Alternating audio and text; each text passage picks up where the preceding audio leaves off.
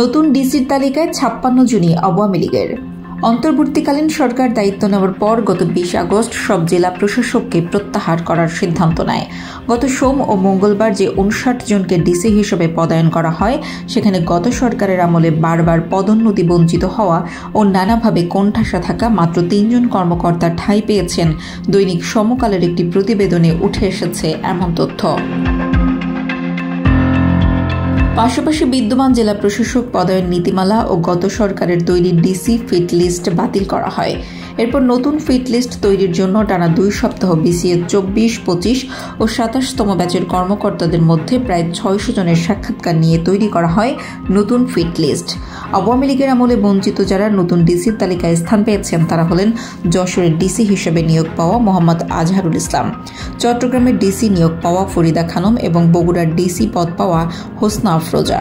নতুন fit list তৈরি প্রসঙ্গে জনপ্রশাসন মন্ত্রণালয় থেকে বলা হয়েছে, এবার নতুন ডিসি নিয়োগের মানদণ্ড হবে মেধা, দক্ষতা ও সততা। প্রথম দফায় 25 জনকে ডিসি হিসেবে নিয়োগ দেওয়া হয়। এর মধ্যে বাকি 14 জন বিভিন্ন কোটায় চাকরি পেয়েছেন।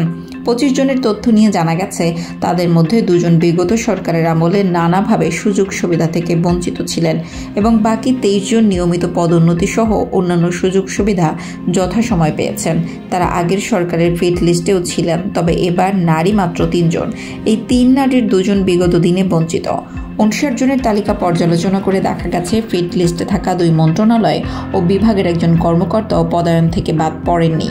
এ দুটি হল স্বাস্থ্য ও পরিবার কল্যাণ মন্ত্রণালয় এবং মন্ত্রিপরিষদ বিভাগ।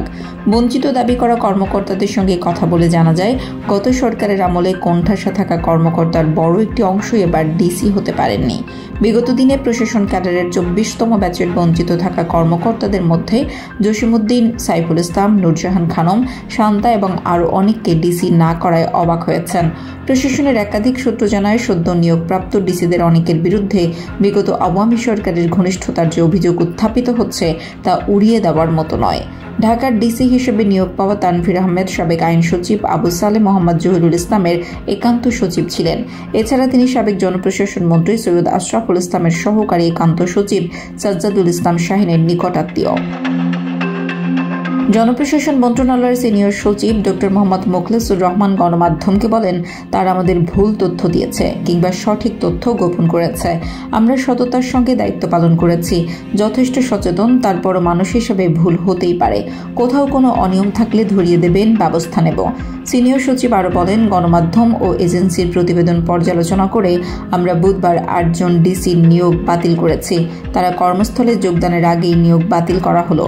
তাদের নিয়োগ কমিটিতে সঠিক তথ্য উপস্থাপন করা হয়নি।